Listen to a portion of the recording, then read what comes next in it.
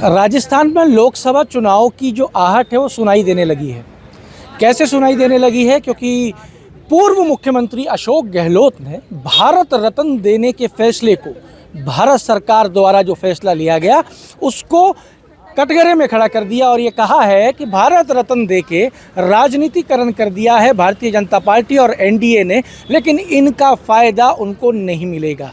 पूर्व मुख्यमंत्री अशोक गहलोत ने यह भी कहा कि एक साल में 3 से ज़्यादा भारत रत्न देना भारत सरकार और भाजपा सरकार की जल्दबाजी को दर्शाता है।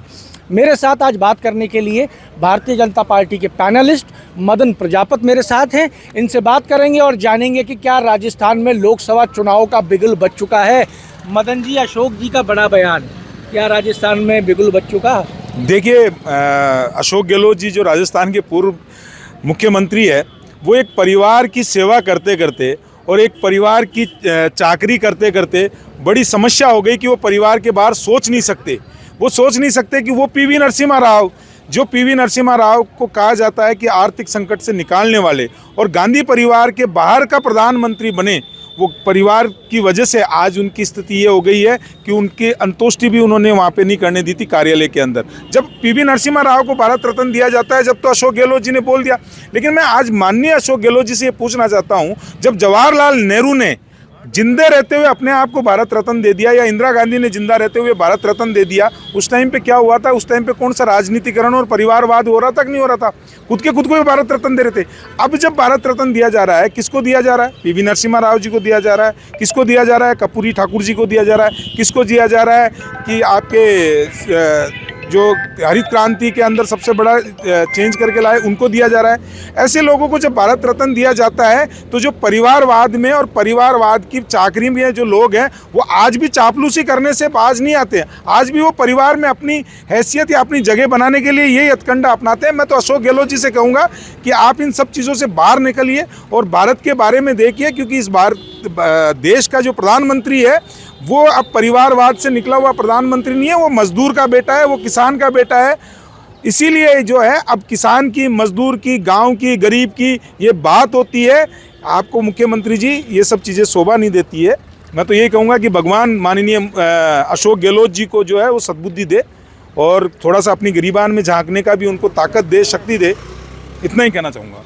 एक तीखी प्रतिक्रिया आपने सुनी अभी मदन प्रजापति की। मदन जी, चुनाव की आहट बता रही है, तीखी प्रतिक्रिया है। चुनाव में लोगों को और तीखी प्रतिक्रिया देखने को मिलेंगी? नहीं, तीखी प्रतिक्रिया की बात नहीं है। मैं ये कह रहा हूँ कि आप ये जो जितने भी रत्न, भारत रत्न मिल रहे हैं, पद्मश्री मिल रहे हैं, पद्म विभूषण मिल रहे हैं, पहली बार ऐसा हुआ है कि देश के सामान्य व्यक्ति, ऐसे व्यक्ति को मिला है जो एनजीओ के बड़े बड़े कॉर्पोरेट ऑफिस से बाहर निकल के गांव के अंदर 1000 पौधे लगाते हैं, उनको दिए जा रहे हैं पुरस्कार। तो मैं समझता हूँ सही व्यक्ति के पास में सही जगह पे पुरस्कार मिल रहे हैं, तो अशोक गहलोत जी का उसका सम्मान करना चाहिए था। अब अशोक गहलोत जी का तो क्या है कि ये तो परिवार से निकलते हैं, परिवार को खुश करते हैं। और रही जनता की बात या राजनीति या वोट की बात या जीत की बात, तो माननीय प्रधानमंत्री जी के कार्य इतने हैं कि उसके बाहर अशोक गहलोत जी गिना भी नहीं सकते। आज वो गिनाते कि उन्होंने 5 साल के अंदर क्या किया राजस्थान में, तो मुझे बड़ा अच्छा लगता। आज वो गिनवाते कि देश के अंदर क्या किया। जिस किसान की बात कर रहे हैं, जिस गरीब की बात कर रहे हैं, जिस युवा की बात कर रहे हैं, ये इनकी सरकार में आज नहीं, बरसों से परेशान होते हैं। राजीव गांधी जैसा लाचार प्रधानमंत्री इस देश में देखा ही नहीं, जो ये कहता था कि मैं 1 रुपया बेचता हूँ 15 पैसे पहुँचते हैं। लेकिन मैं अशोक गहलोत जी आपको ये बताता हूँ कि देश में ऐसे प्रधानमंत्री हुए हैं तो 2000 रुपये अगर किसान निधि के डालते हैं तो किसान के खाते में 2000 ही डालते हैं, 1 रुपये भी कहीं इधर उधर नहीं होता है। आज देश में ऐसे प्रधानमंत्री हुए हैं जो माताओं और बहनों की इज्जत का अगर किसी ने सोचा है तो वो देश के प्रधानमंत्री ने इज्जत घर दे के सोचा है। और आप तो राजस्थान से हैं, मैं तो आपको इतना बता सकता हूँ कि राजस्थान में ये स्थिति भी देखिए कि एक महिला के 1 मटकी 2 मटकी, मटकी के ऊपर मटकी और 10 किलोमीटर से पानी लेके आते थे।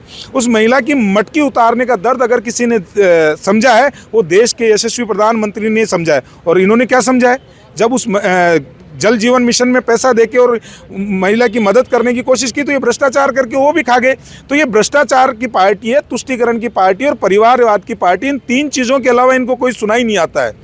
और आपने वो भी देखा होगा, जब जब गांधी परिवार के बाहर का कोई प्रधानमंत्री बनता है, कोई राष्ट्रीय अध्यक्ष बनता है, अशोक गहलोत जी आपको दिन याद नहीं है जब सीताराम केसरी को धोती खोल के खंडों के बाहर फेंका गया था, वो आप ही की पार्टी में फेंका गया था। तो आप एक परिवार के अलावा सोच ही नहीं सकते। मैं फिर यही कह सकता हूँ, परिवार, गांधी परिवार और गांधी परिवार की चाकरी करके आप 3-3 बार मुख्यमंत्री बने राजस्थान के। लिफाफे में नाम आया ना आपका, आप लिफाफे के मुख्यमंत्री हैं।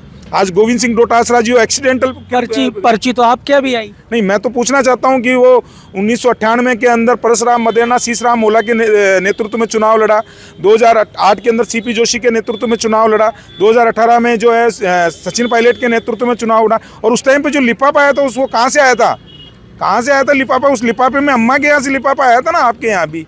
तो मैं लिफाफे की सरकारें रही हैं, उन पर्ची की बात मत करो। आज राजस्थान का जो मुख्यमंत्री हैं वो एक गरीब परिवार से निकले हुए हैं, एक मजदूर का बेटा, एक किसान का बेटा मुख्यमंत्री है। और उसी के चलते आज राजस्थान को इस तरीके के कार्य देखने को मिल रहा है। जिस पूर्वी राजस्थान को माननीय मुख्यमंत्री जी वोट की फसल बनाना चाहते थे ERCP के नाम पे, वो गरीब के बेटे ने उस पूर्वी राजस्थान को पानी पिलाने का काम किया है, ये तो सिर्फ राजनीति करने का काम किया है। तो साहब ये आप सुन रहे थे भारतीय जनता पार्टी के पैनलिस्ट मदन प्रजापत को, जिन्होंने अपनी तीखी प्रतिक्रियाएं देकर ये तो सिद्ध कर दिया कि अब अगर कांग्रेस की तरफ से कोई भी प्रतिक्रिया भारतीय जनता पार्टी के अगेंस्ट की जाएगी तो यहाँ से जवाब जो है वो बड़ा भारी मिलेगा और तथ्यों के साथ में मिलेगा। अमर उजाला के लिए जयपुर से मैं आशीष। अगर आप ये वीडियो YouTube पर देख रहे हैं तो हमारे चैनल को सब्सक्राइब करें और बेल आइकन को दबाना ना भूलें। अगर आप Facebook पर यह वीडियो देख रहे हैं तो हमारे पेज को लाइक करें।